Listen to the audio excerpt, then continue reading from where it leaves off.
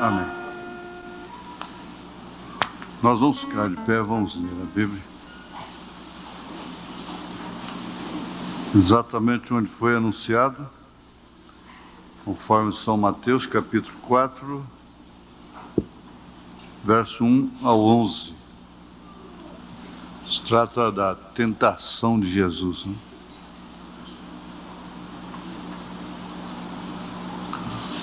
Então foi Jesus conduzido pelo Espírito ao deserto para ser tentado pelo diabo. E tendo jejuado 40 dias e 40 noites, depois teve fome. E chegando-se a ele o tentador, disse: Se tu és o Filho de Deus, manda que estas pedras se tornem pães. Ele, porém, respondendo, disse: Está escrito: Nem só de pão viverá o homem, mas de toda a palavra que sai da boca de Deus. Então o diabo o transportou à cidade santa e o colocou sobre o pináculo do templo e disse-lhe: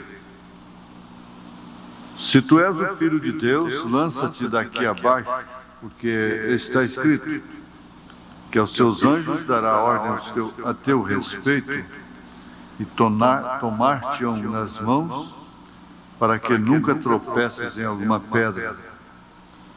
Disse-lhe Jesus: Também está escrito: Não tentarás o Senhor teu Deus. Novamente o transportou o diabo a um monte muito alto e mostrou-lhe todos os reinos do mundo e a glória deles. E disse-lhe: Tudo isto te darei se prostrado me adorares. Então disse-lhe Jesus: Vai-te, Satanás, porque está escrito: Ao Senhor teu Deus adorarás, e só a Ele servirás. Então o diabo deixou, e eis que chegaram os anjos e o serviram. Te agradecemos, ó Pai, porque podemos estar aqui reunidos mais uma vez em torno da Tua Palavra para aprendermos mais de Ti, para nos fortificar mais na fé, na caridade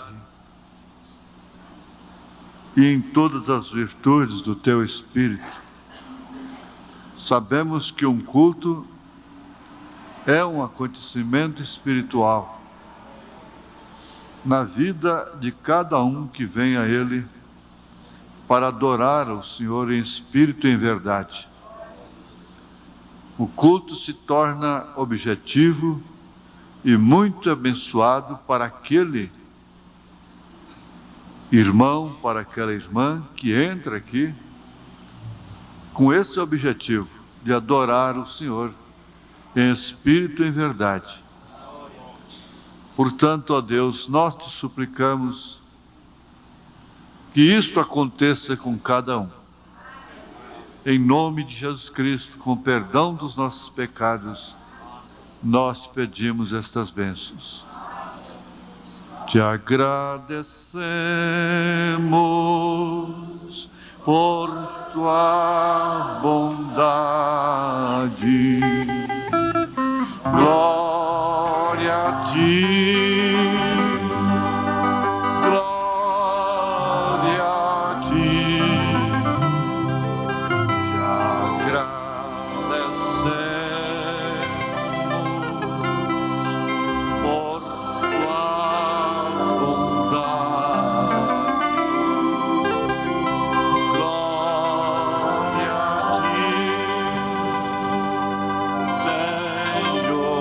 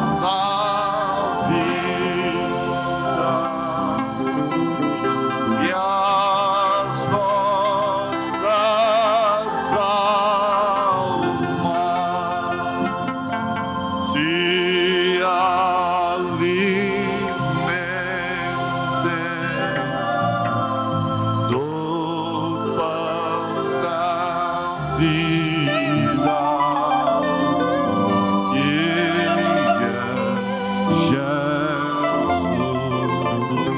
Mais uma vez, todos. Te agradecemos.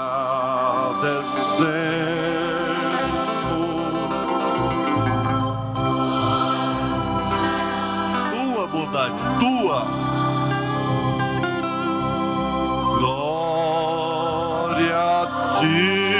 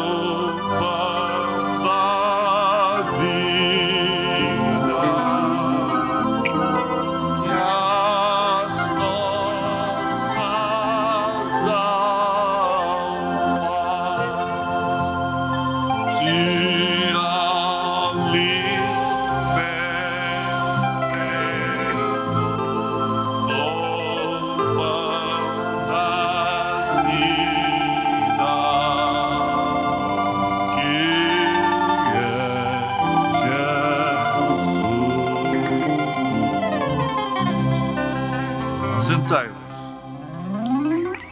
Essa oração é na segunda pessoa, então não é sua, mas sim tua vontade, porque é glória a ti, né? Tua vontade. Pois bem, nós vamos pensar um pouquinho em dinheiro. Em dinheiro. Agora, outra coisa que às vezes vem mesmo na oração e que chama a própria atenção da gente é que às vezes uma palestra pode ser muito eficaz, um culto pode ser muito bom, mas dependendo da pessoa, do estado de espírito da pessoa, do seu objetivo naquele culto, ela não recebe nada. Enquanto outros estão recebendo tantas coisas, às vezes outros não recebem nada. Obrigado. De forma que todos os cultos são bons. Seja estudo, palestra, seja sermão muito eloquente, seja adoração, oração, exortação, cura divina, porque Deus atua em várias linhas, não é? Culto de louvor, mas depende muito da maneira que você está ali participando daquele culto. O irmão Branham disse na mensagem No Fundo, Clamo Fundo, ele disse: olha, se você veio aqui para criticar, o diabo vai te mostrar muitas coisas para criticar. E um professor de faculdade, um catedrático, assistindo o T.L. Osborne lá nos Estados Unidos, Osborne vinha do ministério do irmão Branham com muito poder, surdo, ouvindo, cego enxergando, aleijado andando. E quando terminou aquela reunião tão poderosa, aquele catedrático que fora professor de Osborne, foi ao seu escritório e disse: Osborne, você cometeu 34 erros de gramática. Veja só, tanta coisa boa acontecendo ali. E aquele homem estava ali só para anotando os erros de gramática do grande pregador, um dos maiores evangelistas que o mundo já teve, T.L. Osborne. Formado, letrado, e cometeu 34 erros de gramática num sermão, durante uma reunião. Mas o que mais chamou a atenção foi isso. Enquanto outros estavam sendo curados e recebendo as bênçãos de Deus, sendo salvos, chorando os seus pecados, o catedrático estava ali observando, era a gramática. E assim fizeram com Moody também, T.L. Moody, né? Que é um daqueles que o profeta menciona como homens que a quem Deus usou de uma maneira especial. Moody também foi vítima disso muitas vezes. Mas o certo é que aqueles que vão a um culto, a uma reunião, por isso eu digo, se você tiver que assistir qualquer culto, assista aquele culto com respeito. Se eles estão pregando lá coisas erradas, 3 pessoas, qualquer coisa assim, você tem que respeitar o culto a Deus. Você não sai dali rindo, criticando, murmurando, censurando. Nunca faça isso. Em qualquer igreja que você, por uma circunstância ou por outra, tenha que assistir, nunca despreze nada. O profeta disse: você deve comer a carne e deixar os ossos. Aquilo que você puder dizer amém, tudo bem. Aquilo que você não pode dizer amém, fique calado. Você não tem por que sair dali censurando. Isso quer dizer que você será abençoado. Será abençoado. Agora, quando se fala em dinheiro, tem que se pensar em ambição, tem que se pensar em amargura. Amargura. Você não pode pensar em dinheiro sem amargura. Você pode ganhar muitas coisas sem amargura, menos o dinheiro. Tudo que Deus te dá, através da natureza, da lavoura, da terra, do rio, do mar, você obtém sem amargura. Mas o dinheiro, você só obtém com amargura. Infelizmente, isto é uma regra. Paulo disse que, na sua primeira carta a Timóteo, capítulo 6, verso 4 em diante. É bom vocês terem essas referências.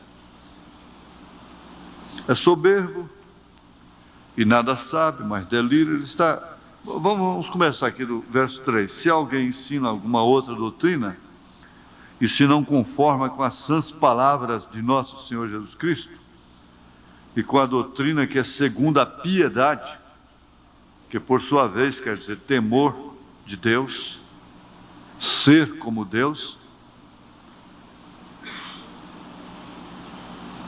em piedade.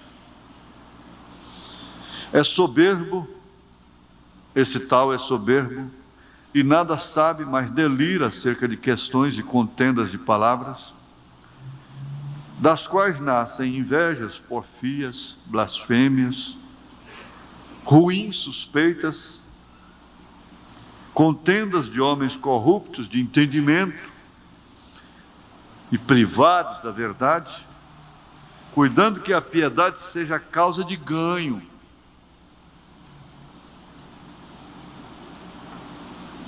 A piedade política é essa aqui.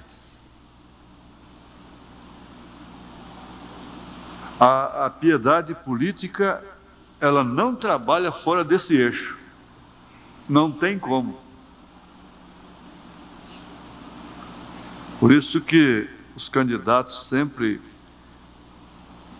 nas vésperas das eleições, eles ficam piedosos. A piedade não quer dizer somente dar, eles começam a ficar compadecidos da pobreza, né? Agora mesmo nas eleições para prefeito, eu cansei de ouvir: tem 50 mil crianças passando fome em Goiânia, sem leite, sem pão. A gente tem que matar a fome dessas crianças, tirá-las dos pontos de ônibus, dos semáforos. Só que as crianças estão pedindo dinheiro do mesmo jeito lá no semáforo. Está tudo aí na rua do mesmo jeito. Agora, é uma piedade, uma compaixão dos pobres que precisa haver. Eu nunca vi pobre arrumar tanto advogado quanto na eleição, na véspera de eleição.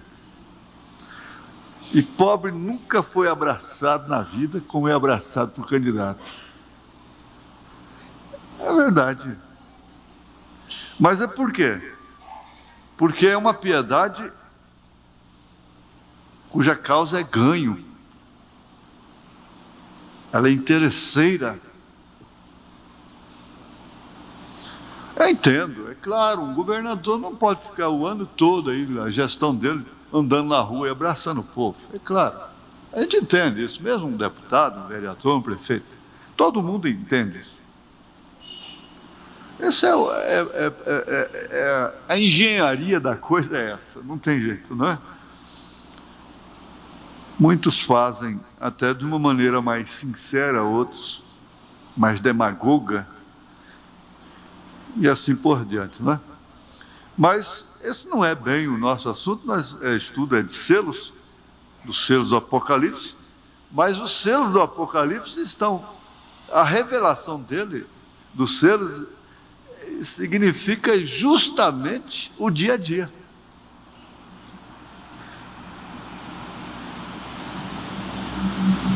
Então, eles cuidam que a piedade seja causa de ganho. Agora, Paulo está dizendo: aparta-te dos tais. Porque entraram muitos na igreja com piedade dos pobres da igreja. Começando por Judas Iscariotes. Quando aquela mulher quebrou aquele vaso de alabastro, que valia $300 hoje, e derramou aquele unguento na cabeça de Jesus, Judas lembrou dos pobres naquela hora. Tudo que é dedicado a Deus, aos pobres, a Jesus, então faz com que eles se lembrem dos pobres. Sem nenhuma censura, murmuração, conspiração. Eu me lembro que um dos maiores sofrimentos que minha mãe teve com os irmãos na família era porque ela era dizimista. Sendo viúva, fazia crochê, ganhava com muita dificuldade e tirava de uma maneira cristã, fiel, o dízimo de tudo que ela ganhava. Ei, mas como eles tinham uma pena de minha mãe dar os dízimos. Ficava compadecido dela. Mas esse é o espírito que vem lá do princípio, de Balaão, amando o prêmio da injustiça, aquela coisa toda, vem de lá, não é?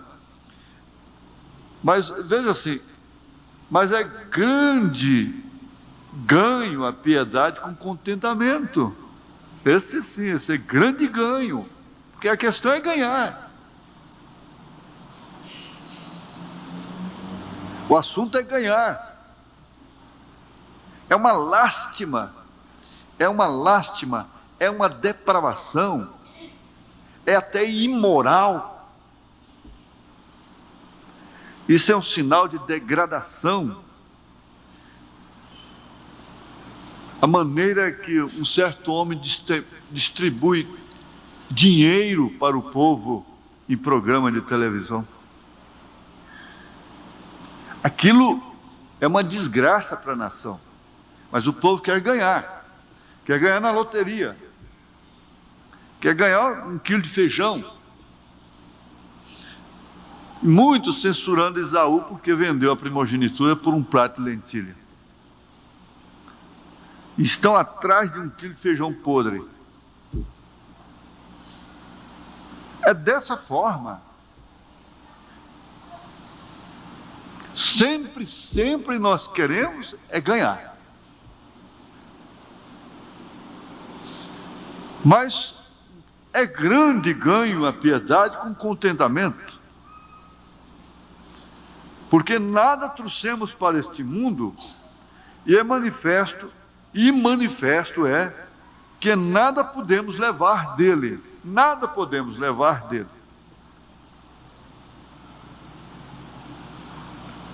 Está imaginando assim, gente, em matéria de terra, de fazenda, aquela fazenda que eu contei para vocês, que eu escondi minha caixa de engraxar e fui correndo, atravessei uma estrada dentro de uma mata, correndo todo o tempo sem parar, para chegar só na porteira dela, subir na porteira, porque ela era cercada de mata por todos os lados, né? As matas. Então ela era como uma clareira dentro das matas, muito bonita, muito rica. E eu chegar ali e subir naquela porteira e olhar assim, quase pondo os bofes para fora, né, como dizíamos nós, e suspirar profundo e descer depressa e voltar depressa e pegar a caixa de engraxar para a mamãe não saber que eu tinha feito tal coisa. Mas de vez em quando me vem isso. Passados anos, muito tempo, eu já fui para aquela região, não tem mais nada das matas, virou tudo pasto, acabou tudo. Aquele açude lá que eu ajudei a construir, e meu tio, minha tia, tão dedicados naquilo, hoje só tem os ossos. E aquela dedicação tão grande, aquele amor que ele tinha tão grande por aquela fazenda, está na mão de quem hoje? Para quem fez, para quem preservou, para quem trabalhou? Já se foram todos. Fica tudo aí. E a gente ofende, e a gente fica ofendido, e raiz de amargura para obter, para alcançar, e coisas assim, depois deixar tudo aí. Uns dizem assim, pelo menos esse contentamento eu tenho, não vou deixar nada para ninguém. O outro diz assim, bom, eu não quero que meus filhos passem pelo que eu passei. Por isso, nunca vão ser trabalhadores, não vão saber quanto custam as coisas. É difícil, é custoso, não é? Mas é assim, Paulo vem aqui e diz, tendo porém sustento, e com o que nos cobrir, estejamos com isso contentes. Mas aí fica custoso, Paulo. Quer dizer que eu tendo com o que cobrir, com o que me sustentar, eu devo estar contente. Não, pelo menos viver contentes. Se você não quer parar, se você quer uma opinião do irmão Branham junto a esta, diz: filho, ganhe o tanto que puder, economize o tanto que puder e dá tudo que você puder. Não é? Eu pus uma referência aqui, eu até quero ver que referência é essa. É Romanos 12, 16. Vamos lá ver. Vamos ver o que é isso. As palestras minhas são assim, às vezes eu venho com tudo anotadinho, depois, né? Vocês já me conhecem. Romanos 12, 16.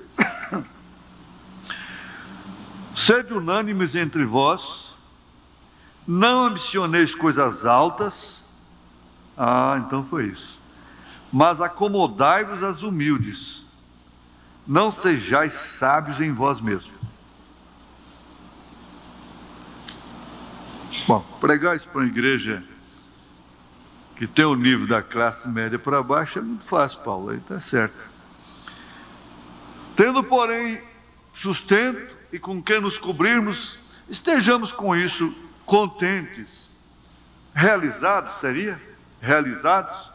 Satisfeitos? Chega, basta. Pelo menos contentes, porque não tem ninguém contente. Isso quer dizer agradecido, satisfeito, alegre, feliz. Porque o que se pode obter de melhor aqui nessa terra, a não ser alegria, felicidade, ser feliz.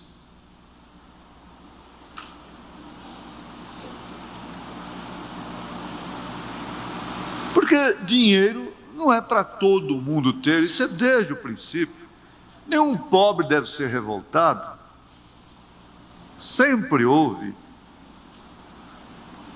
Paulo dá mandamento para os ricos. Aqui, manda os ricos deste mundo que não sejam altivos, nem ponham a esperança na incerteza das riquezas, mas em Deus que abundantemente nos dá todas as coisas para delas gozarmos. Ele fala ao patrão, ao senhor, fala ao empregado, que inclusive o empregado que tem patrão crente, irmão, esse empregado deveria tratar das coisas dele com mais zelo, com mais carinho, com mais dedicação ainda. Foi o que Paulo ensinou, que fazendo isso ele está fazendo para o Senhor. Mas às vezes o que acontece conosco é o contrário. Todo servo, todo empregado de irmão acha que o irmão é obrigado para com ele, além do necessário, do justo. Por isso às vezes se torna difícil irmão trabalhar com o irmão da fé, fazer negócio um com o outro. Quantos irmãos se escandalizam, vão até embora da comunhão. Outro dia mesmo uma irmã me disse: olha, o meu marido veio na igreja só até o dia que ele contratou um irmão para trabalhar para ele de pedreiro.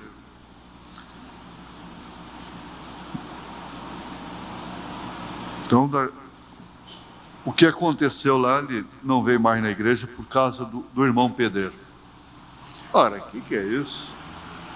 Que tristeza, que lástima. Então Paulo bota tudo isso no lugar certo. Aqui, e ainda tem o mal do brasileiro aqui, mas os que querem ser ricos caem em tentação e laço. Você quer ver um laço, uma tentação terrível que caiu sobre essa nação? E não é somente essa nação, não. Os latinos, de uma forma geral, embora para os Estados Unidos, ganhar dólar. Isso é um espírito que caiu, geralmente sobre os preguiçosos, desordenados, embora para os Estados Unidos. E os Estados Unidos está passando dificuldade com isso. Portugal já trancou a porta. Não tem um país de mais oportunidade que o Brasil, não. Não tem, não. Basta ter responsabilidade, ser ordenado, aperfeiçoar a mão de obra. Procura aperfeiçoar a mão de obra. Nós temos tanta gente nova que fica aí ocioso para cima e para baixo e não aperfeiçoa a mão de obra nunca. E o que o Brasil está precisando é disso. É só quer ser doutor, fulano, doutor ciclano, mas técnico mesmo, e aperfeiçoar a mão de obra, são poucos. Mas vai exigindo a mão de obra aperfeiçoada. Vai exigindo cada vez mais. Então lá fora, indo para lá, ganha mesmo, na verdade, porque lá eles lavam vaso de banheiro, de privada, né? E fazem tantas coisas, porque aí ou faz ou passa fome, porque não tem mão de obra especializada, aperfeiçoada. Isso aqui é o certo. Mas os que querem ser ricos caem em tentação e em laço, e em muitas concupiscências loucas e nocivas, que submergem os homens na perdição e ruína. Ganhe o que puder, economize o que puder. Agora ele continua dizendo, porque o amor do dinheiro é a raiz de toda espécie de males. E nessa cobiça alguns se desviaram da fé e se traspassaram a si mesmos com muitas dores. Então o profeta disse, a prosperidade separa o homem de Deus. A pessoa já próspera,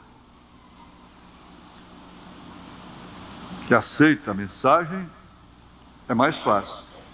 Mas a pessoa pobre, que enriquece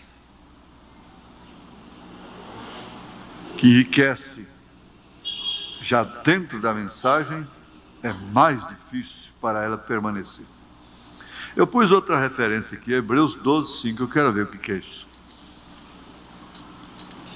Se nós tivermos que deixar, muito embora isso aqui está dentro do estudo, está dentro do estudo, eu só, da noite, só não sei se vai chegar lá, no esboço, não é? Hebreus 12, foi isso que eu falei, né? 15, né? 15. Tendo cuidado de que ninguém se prive da graça de Deus, e de que nenhuma raiz de amargura brotando vos perturbe, e por ela muito se contamine. Perde o sono, rola para lá, rola para cá, começa a ficar furioso com a mulher, com a esposa, bruto com os filhos, e vai logo aparecendo outras coisas, vão aparecendo.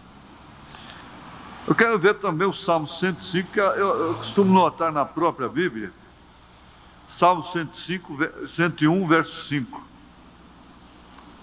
Salmo 105, 101, né? Verso 5. 101. Aquele que difama o seu próximo às escondidas, eu o destruirei. Aquele que tem olhar altivo e coração soberbo, não o sofrerei. Olhar altivo,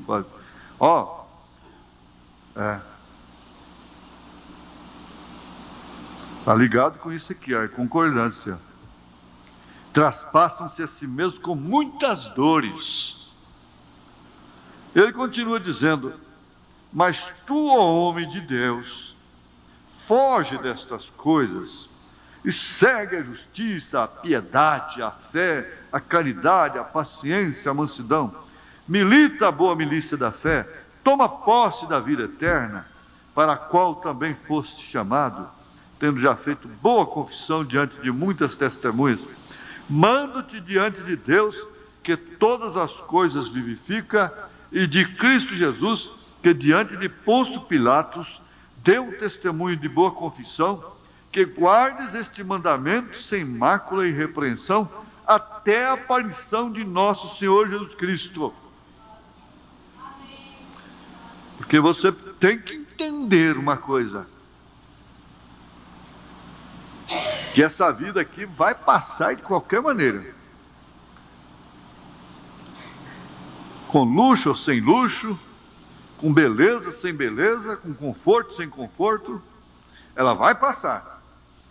Agora, o que está seguro lá do outro lado, não tem boa vida aqui que possa se comparar, não.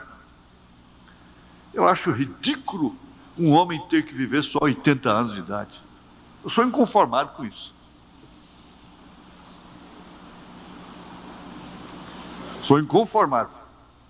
E cada um deveria ser inconformado. E só tem um meio de satisfazer essa inconformação: é viver eternamente. É um desafio. É pouco demais, a dimensão é tacanha demais. Eu sou muito grosso para falar as coisas, mas eu as comparo como elas são mesmo. A dimensão humana é ridícula. Chegou a ponto do profeta dizer assim: irmão, se você tivesse sido um porco e depois se tornado humano, você gostaria de voltar a ser porco novamente? Ele disse: não, nunca, jamais. Pois o profeta diz: você multiplica milhões de vezes essa relatividade para com aquilo quando você estiver lá. Milhões de vezes. Você não vai querer ser mais humano. Isso multiplicado milhões de vezes em relação ao porco, do porco para o humano. A grandeza não tem medida.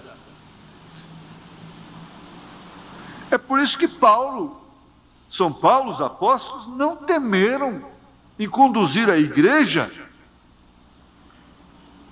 através desse Espírito. Ele continua, veja, até a aparição de nosso Senhor Jesus Cristo, a qual a seu tempo mostrará o bem-aventurado, o único poderoso Senhor, Rei dos reis e Senhor dos senhores. Aquele que tem, ele só, a imortalidade, não só aqueles, não é? E habita na luz inacessível, a quem nenhum dos homens viu nem pode ver, ao qual seja honra e poder e sempre eterno. Amém. Manda os ricos deste mundo que não sejam altivos, orgulhosos, soberbos, presunçosos.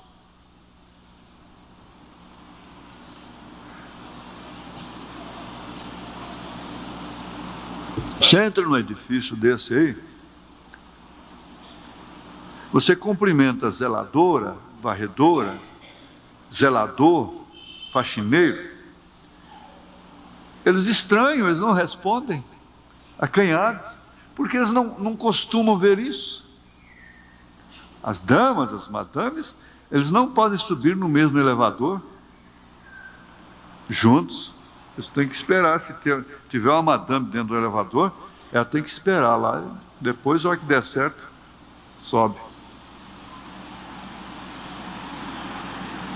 Grandeza. Sei de um general que governou o país, não entrava no elevador, na carreira dele, entrava no elevador ninguém que tivesse patente menor do que a dele. Grandeza, grande coisa. Bota o soldado morto perto dele, quando estiver morto também, vamos fazer vamos medir o odor dos dois depois de 3 dias. Garanto que ele vai feder muito mais, porque tem muito mais gordura, mais banha. Essa é a verdade.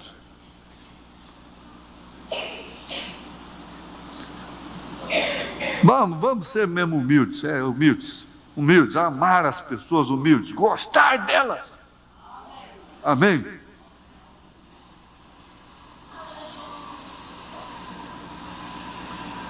Manda os ricos deste mundo que não sejam altivos, nem ponham a esperança na incerteza das riquezas, mas em Deus, que abundantemente nos dá todas as coisas para delas gozarmos, né?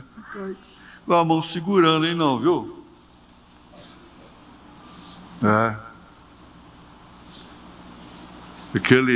2 missionários viajando num trem.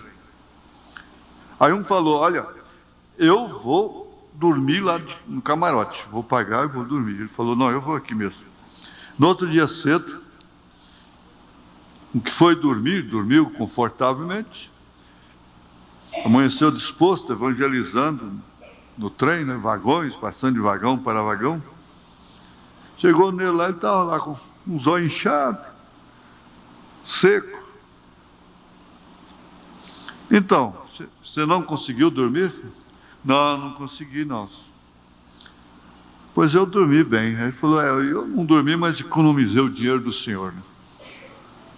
Aí o outro falou, pois eu economizei o homem do senhor. E agora eu vou trabalhar. Agora você fica aí cochilando. Né? Economiza o dinheiro do senhor. Enquanto eu vou economizar o homem do senhor. Para delas gozarmos, sem botar o chapéu lá onde não alcança, né? Que façam bem, enriqueçam em boas obras, repartam de boa mente e sejam comunicáveis, de boa mente você sabe, né? Sem segundo interesse. Que entesourem para si mesmos um bom fundamento para o futuro, para que possam alcançar a vida eterna, a vida eterna. Ó Timóteo, guarda o depósito que te foi confiado, tendo horror aos clamores vãos e profanos e às oposições da falsamente chamada ciência. Olha, vamos ver aqui um pouquinho sobre Judas. No 4º selo,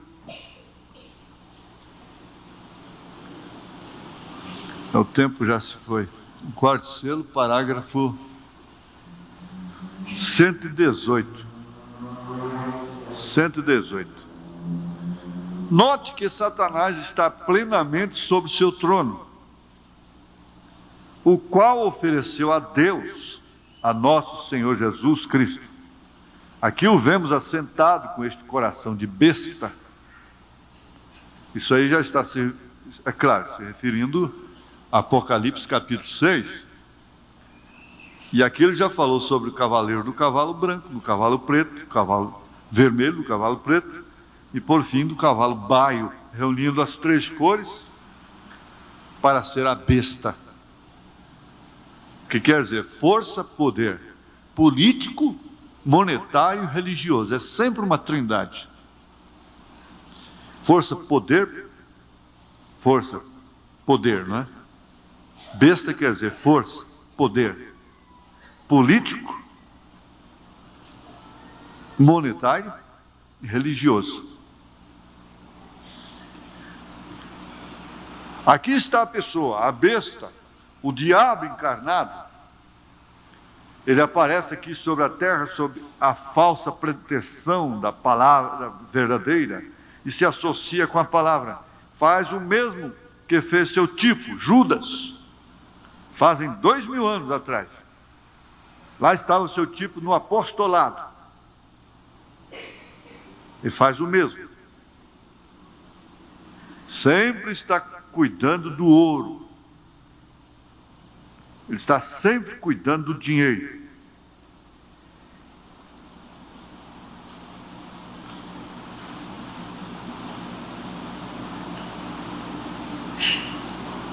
O que fez? Judas entrou como um crente, mesmo sendo um diabo. Essa expressão só pode ser de profeta, não é? Mesmo sendo um diabo, desde o princípio, ele nasceu sendo o filho da perdição. Foi o que a Bíblia diz, São Judas, né? O xará dele, São João, é o filho da perdição. Nunca enganou a Jesus, porque ele lhe conheceu desde o princípio. Jesus bem o conhecia. Quando o chamou, já o conhecia. Amém? Porque ele era a palavra. Jesus sabia muito bem. E recordem, Judas tomou o lugar de tesoureiro e caiu pelo dinheiro. E pelo dinheiro tem caído todas as nações. Todos os homens fama, dinheiro e mulher.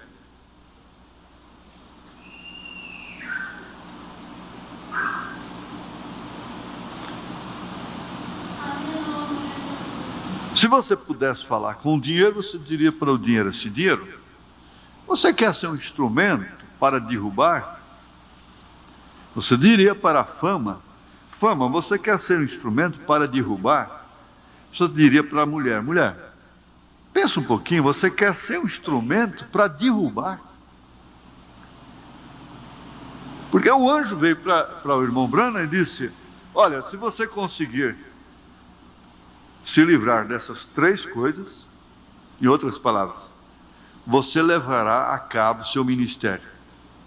Se você titubear em uma delas, você não levará seu ministério a cabo.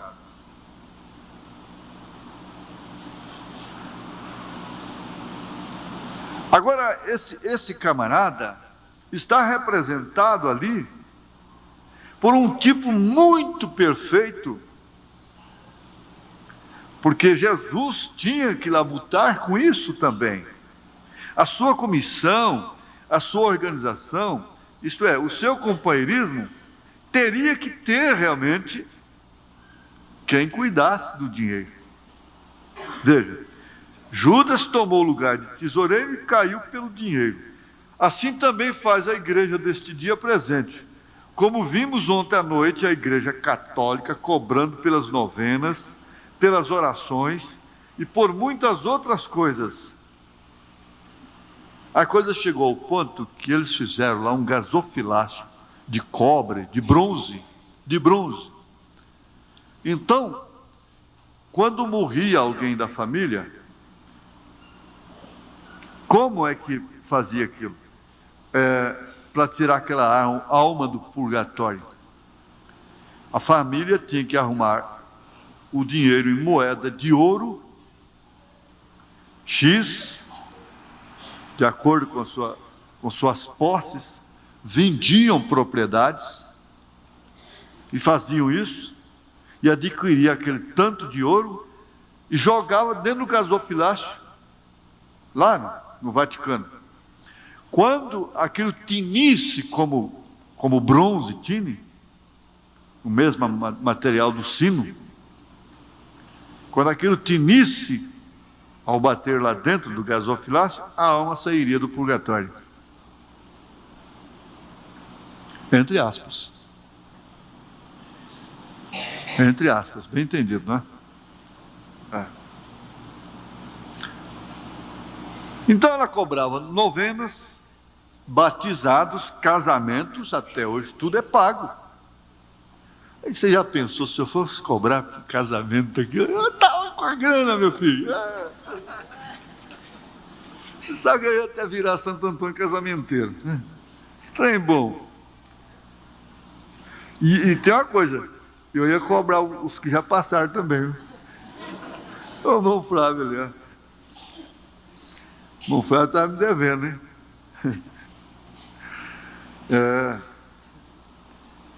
Que já casei gente nessa vida, já.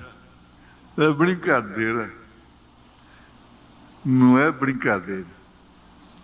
Outro dia eu encontrei com o Senhor, né? O Senhor. É o primeiro casamento que eu fiz aqui em Goiânia.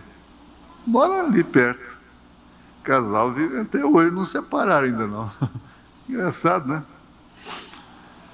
Mas está com os filhos todos criados. Mas está aqui, ó, cobrando pelas novenas, pelas orações e sacramentos, casamentos, crismar a criança e batizar a criança, e essa coiseira toda. E a mesma coisa tem sucedido com as filhas da Igreja Católica, que são os protestantes. Isso aqui que é custoso de engolir, não é? É difícil. É onde eles falam: mas esse homem foi usado por Deus, mas quando ele chega aí, é que ele é falso.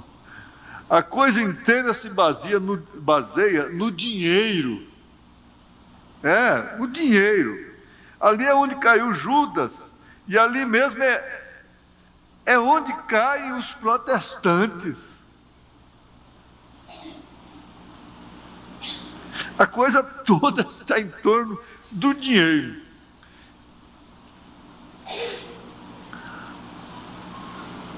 Vamos ver a seguinte aqui. Deixa eu ver se dá tempo. O pastor Elias não dá tempo para a gente. Vamos ver aqui os 155. 155 do mesmo selo. 155, né? Ali o tem você. Não há outra maneira, porque cada vez Deus está procurando que regresse à palavra. Olha, não vamos esquecer de um detalhe muito importante. A coisa que faz a diferença e que caracteriza realmente o ministério do profeta como um ministério de profeta mesmo, é isso aqui, é a revelação dos selos. É exatamente isso aqui. Sem a revelação desses selos aqui, ele seria apenas um mensageiro usado por Deus, como muitos dizem que ele foi.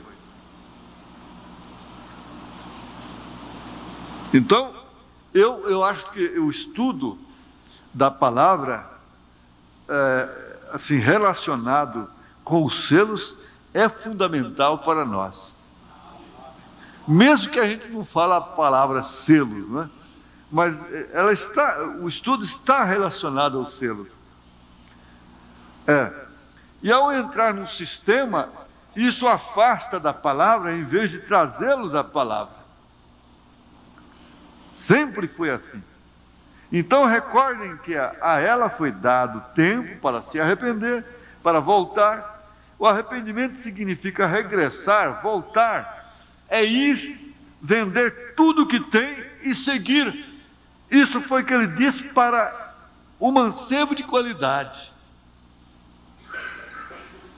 Então o que ele afirmou? É mais fácil um camelo passar pelo fundo de uma agulha do que o rico entrar no reino dos céus. Porque onde está o seu tesouro, está também o seu coração. Aconselho-vos que ajunteis tesouros nos céus, onde a traça não rói, onde o ladrão não pode roubar. Mas regressar, voltar, significa desprender, abrir a mão que está fechada, soltar. E recordem, ela foi a igreja pentecostal original, sobre a qual foi derramado o Espírito Santo no dia de Pentecostes. Quantos estudantes bíblicos sabem isso? É a verdade, porém ela ficou rica, ela se enriqueceu e caiu. Caiu da palavra e aceitou dogmas, e deu as mãos para a política, misturou as coisas. Em lugar do Espírito Santo, ela queria ter um homem santo, doutor em divindade, fulano de tal, e logo fizeram um papa. E isso queria ela, alguém que fizesse suas orações, alguém ao qual dar seu dinheiro. E isso seria tudo o que tinha que fazer. Tudo. Então, qual é o estado dela hoje? O retrato falado dela está aqui, para terminar.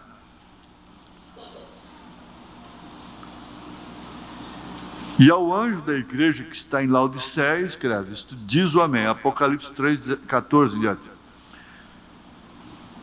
Isto diz o Amém, a testemunha fiel e verdadeira, o princípio da criação de Deus. Eu sei as tuas obras, de que nem és frio nem quente, oxalá foras frio ou quente. Assim porque és morno e não és frio nem quente, vomitar-te-ei da minha boca. Como diz, rico sou.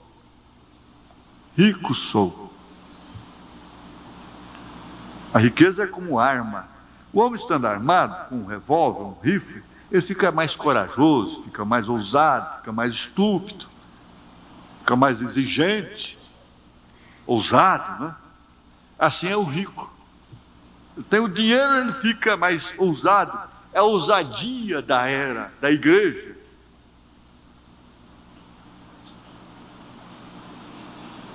Rico sou, estou enriquecido e de nada tenho falta, e não sabes que és um desgraçado, e miserável, e pobre, cego e nu.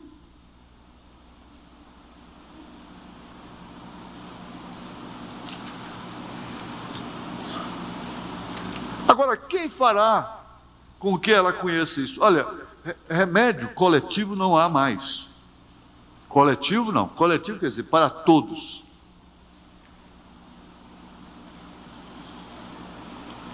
Não há mais.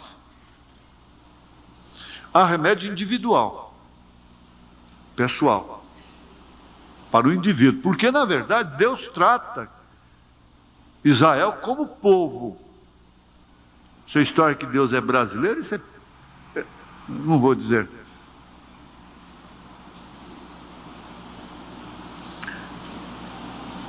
Deus trata Israel como povo, mas os gentios, nós, gentios são aqueles que não são judeus, israelitas.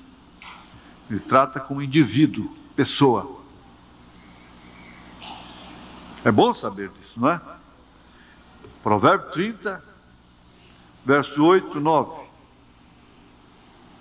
Afasta de mim a vaidade e a palavra mentirosa. Como ele disse a respeito de Jacó, que não importava como fazer para adquirir a primogenitura. Ele diz, olha, aí então, o que nós estamos vendo hoje, o fim justifica o meio. A intenção é boa, então não importa o meio que eu vou usar. O fim justifica o meio, mas nem sempre. Nem sempre. Afasta de mim a vaidade e a palavra mentirosa. Não me des nem a pobreza, nem a riqueza. Mantém-me do pão da minha porção acostumada. Não tem ninguém feliz fora disso aqui.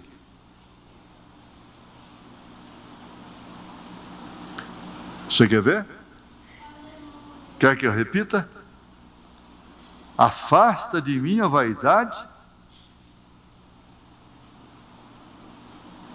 e a palavra mentirosa. Não me deis nem a pobreza, nem a riqueza. Mantém-me do pão da minha porção acostumada. Mas arroz, feijão, feijão é arroz, arroz, feijão todo dia. Arruma aquela mistura do Monte Jurandir. Todo pobre pode arrumar aquela mistura todos os dias. Aquela mistura que o Monte Jurandir tem, ensina. Fome. Fome. Disse, eu vou comer arroz e feijão com fome. Com fome. Vou comer um pedaço de rapadura com fome. Vou tomar um copo de garapa com sede. Sede e fome. Vou comer um filé mignon com fome. Vou comer uma galinha com arroz com fome. Vou comer um peixe assado com fome. Nada disso pode ser bonito como for, sem fome não vale nada. O profeta disse, tem um homem lá nos Estados Unidos, arquimilionário, ele disse, aquele homem daria 2 milhões de dólares para poder comer um prato de comida. Ele teria condição, ele tinha condição de dar 2 milhões de dólares para que o médico, quem fosse, conseguisse fazer com que ele pudesse comer um prato de comida. Que ele via os outros comendo. Ele via os pobres comendo. Sanduíche. E ele tendo fazão e outras coisas, sua família na mesa, ele não podia comer. Se aquele homem dava 2 milhões de dólares para quem lhe desse a condição para ele comer um prato de comida. Hein? Irmãos, nós vamos ficar aqui, porque o tempo já passou. Foi muito proveitoso, eu tenho certeza, eu sei disso, não é? Mas às vezes nós vamos assim insatisfeitos. Mas é porque a gente vai ficando despercebido mesmo, né, irmão Prata? Não é verdade? Vai ficando despercebido. Então você vem na igreja, ouve umas coisas dessas e fala, é verdade, eu tenho que voltar para casa mais satisfeito. Mas ela tem que ser mais compreensiva. Meu marido vive lutando, suando. Quer dizer, o meu marido não é aquele da carteira, né? É claro. Então você volta feliz, satisfeito. Agora, eu não aconselho a inércia. É claro, a inércia não é recomendável. Esse mesmo Salomão disse, ó preguiçoso, vai ter com a formiga. E você acompanha o comportamento da formiga para ver a coisa. Veja como é que ela faz. Mas, para resumir mesmo assim, selar, tudo isso ganha muito mais valor quando nós também fazemos a aplicação espiritual, né? Você próprio faz aplicação espiritual na sua vida. Porque há muitos também que caem em laço de amargura, sabe por quê? Eles querem ser ricos em segredos, em mistérios da Bíblia. Eles não ficam satisfeitos com o pão nosso de cada dia. E aí então é daí onde surgem essas doutrinas tão tontas aí, sobre milênios, sobre coitado, eles querem ser ricos. Mestres ricos, não é? E acaba caindo no laço de amargura. Eu quero ver só mais essa referência aqui, é o Salmo 19, verso 14. Sejam agradáveis as palavras da minha boca e a meditação do meu coração perante a tua face, Senhor, rocha minha e libertador meu. Não tem coisa que te entristece mais, um pai de família, do que ele fazer tudo que pode para botar uma coisa na mesa, chega lá só vê bico michoxo. Ei, mas esse homem fica arrasado. Em vez de ver gratidão, fim de ano, coisa, tanta gente fica olhando só as mesas dos outros e não agradece o que o Pai dá. Agora nós somos agradecidos pelo que o nosso Senhor Jesus tem nos dado, não somos? Glória a Deus, aleluia. Você é um pregador do Evangelho também, e você está aqui por uma boa causa. Você não está doente, você está em necessidade e você quer um avivamento pentecostal para começar em sua igreja. Todos nós queremos isso. Vamos todos ficar de pé.